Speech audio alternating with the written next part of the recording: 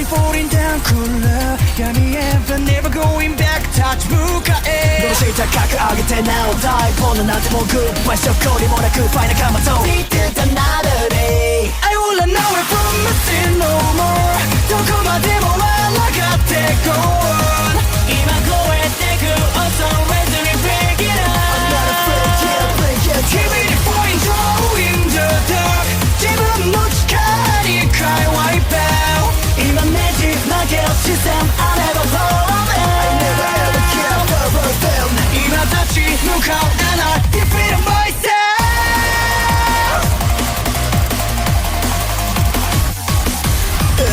I got ghosts, keep myself safe from backward I got ghosts, keep myself see a suspect Time away from me, stop my shadow Smoke, let us set my tongue on a suffix cycle Nobody knows, cause I can't flow Live fast for the Hello YouTube, I'm back again with another video. I actually want to make this generic video. It's been a while since I actually really did think about it, but I realized a few years ago I did want to talk about this, and I want to compare trading cards to video games. And one thing I will agree with the majority of people, video games last a lot more longer, but there is some flaws compared to trading cards.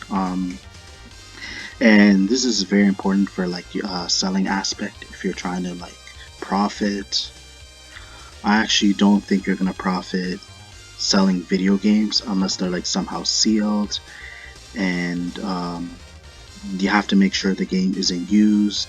But it would be nice to actually be able to use the game when you're done with it for whatever reason. If you're trying to make some cash, you really need to be able to cover whatever your expenses may be, or if you want something else in exchange. I think your best bet is probably to confirm with the person to make sure the disc works, because I'm with the buyer here.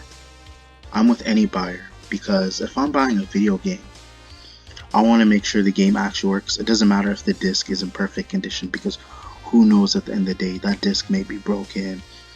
There's a reason why they're selling to me while the game is used. So of course I want a discount, but at the same time I want to make sure I'm playing a game that I can actually be able to like use, one that actually works. So people do make that mistake when they're on Kijiji, and then you'll notice with GameStop's policies that customers will tend to get angry. They'll be enraged, like when they try to sell their video games after they use it, which I can kind of relate to, because it's like even if you were trying to change it for store credit, they're gonna get way more, and you're gonna get way less out of the like compared to the difference for like in exchange for something else. Like if you want to get one game that costs like $80, you have to trade at least games that are worth like 3 games that are worth like $240 in total. So you're giving up 3 games for 1 game. And I don't know if that's for any other GameStops that I'm aware about, but I do know that it's in my local area, and from the vast like local game stores I've been to, that's actually been their rule. So again, if you guys are trying to make money, your best bet is really to sell trading cards. That's the reason why I'm actually into it. On top of that, like it's worth it because like how you get to interact with people in real life. And trust me, I'll be honest about myself. When I was a kid, I was a hardcore gamer. I love video games, but I don't have that same drive or same passion like I used to. Not because I think video games are bad, because if you're gonna drop a lot of money on a video game, because now they're like usually what, like $80, $90, $100, especially if the game is for the PS5, and you're expected to drop at least $100. But what I'm trying to say is that it has to be worth my money. With video games nowadays, they're either overhyped. People believe the trailers more than the reviews. Sometimes it's better to watch to see the gameplay itself for you to understand. But I am gonna eventually be talking about trading cards in general. But one thing I do know about video games now, like if you're trying to get like a downloadable content, the DLC, you're trying to get a new character, nowadays you have to spend money. Or if you want to play online, you got to pay every month, every year. So that's the reason why I'm not so heavy on video games compared to trading cards. I'm gonna explain why I'm mostly into trading cards, because you have the option, like when you buy a certain deck, if you're outright done building excuse me, if you're outright done building a specific deck and has all the important key cards, then from there you don't have to really constantly spend, unless you're trying to keep like continuing and go ahead and like with the new meta, or you're trying to be able to like outperform like players with the new decks that may be a problem in the current format.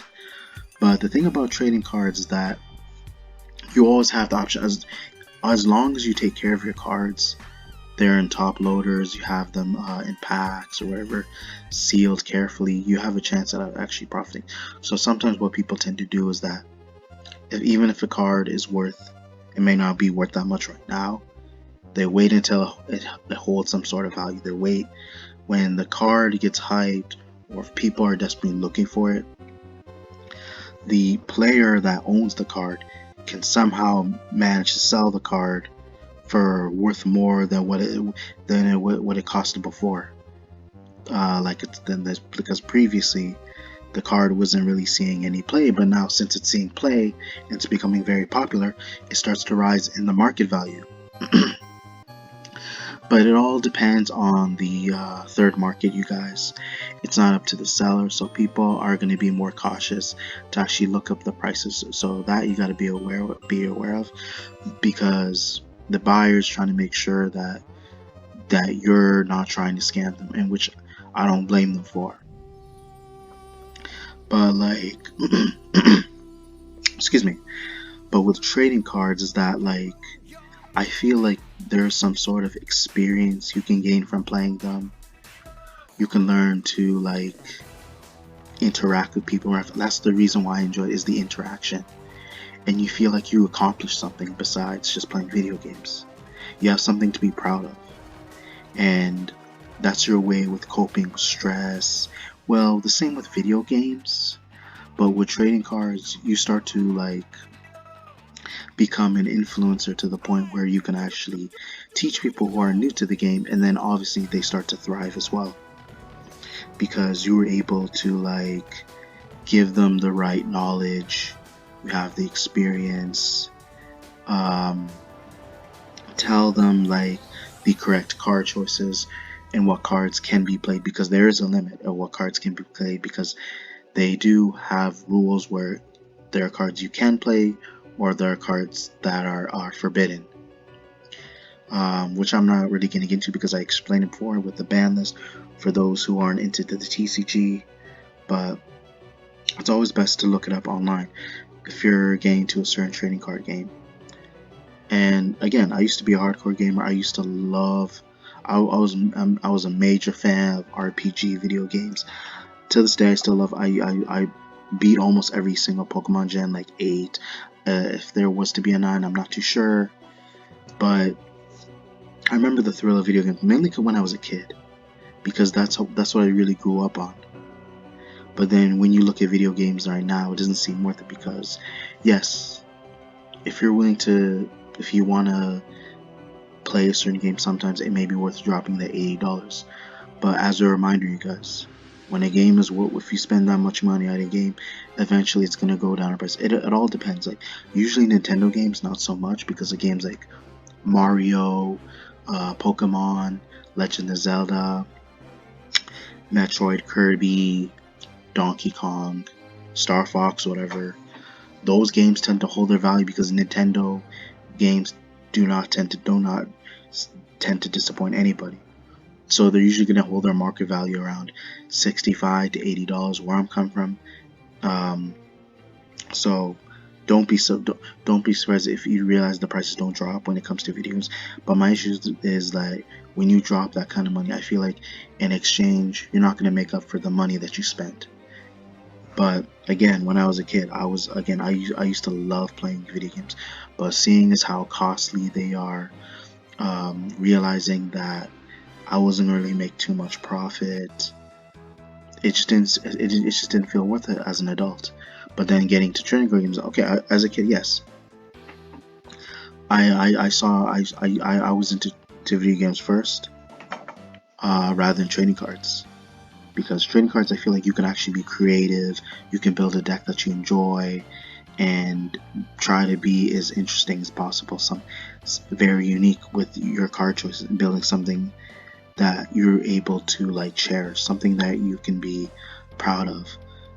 Not too many people um, even have access, or are like you can be the very first person, and the point I'm trying to make is you can be the only person to actually own that type of deck, and building something that you can make for yourself.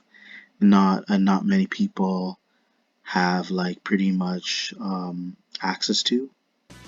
Of course they can have access to cards, but if you're the only one that plays a unique play style, a unique deck that nobody else has seen, whether it be like a deck profile or in person, um, that is very impressive, and it's very fun if you think about it. It's very exciting, and I really get the thrill out of it, and building something that not many people can utilize.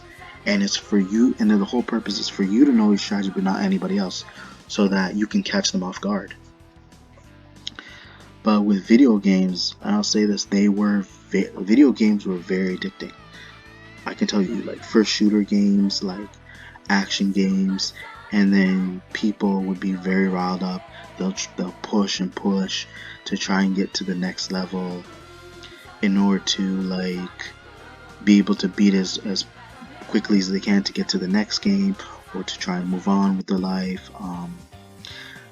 But at the same time is that with video games, I feel like they cause more anger compared to trading cards. And I feel like that's something I need to address too. Even when there's no money involved, even if there's no like ante or whatever, or if you're not, even if like you're not fighting for your life, but why even bring that up? But I feel like people take video games way too seriously, as if it somehow impacts their real life, like their actual life, like as if they have to win no matter what. So if they lose, they're either not going to get the chance to ever play the game, or like they feel like they're going to be humiliated by the crowd or the people in front of them, or they just feel, or I don't know, maybe they just feel they just don't like, or just they don't feel they feel pathetic. And maybe the issue is that because their ego is so fragile that they see video games being important because it somehow like reflects on their IQ.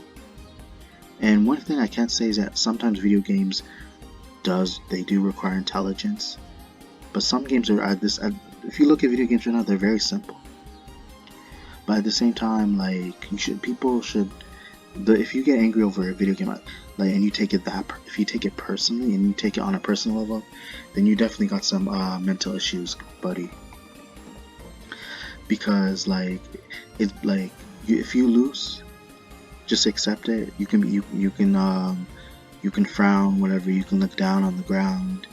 You can like curse and say "God damn" or whatever. But just accept it. Like you can't expect to win, because at the end of the day, games, especially if you're, whether you may be facing a CPU or as someone in real life, like the result is always going to be unpredictable depending how you play. But it's also doing whatever you can to like realize what are your flaws, what you can do to improve, rather than take it out on your opponent. But like, the only thing I can understand, if they're using a glitch or they're cheating, or if the game makes it where it's like nearly like I won't say nearly like impossible, where it's nearly impossible to like outright beat the computer, or it's like it's just very frustrating. I can understand being frustrated, and it's wasting. It's wasting too much of your time. You got other things doing, and you can't be able to save in the middle of a game. That I can understand, because I've been in that situation where I'm facing against a very difficult like foe or opponent in the video game, rather than on a real life person, where I'm either wasting several minutes, several hours, and I can't be able to save in the middle of it. And even if I pause the game, someone might end up turning it off, or they may end up playing for me,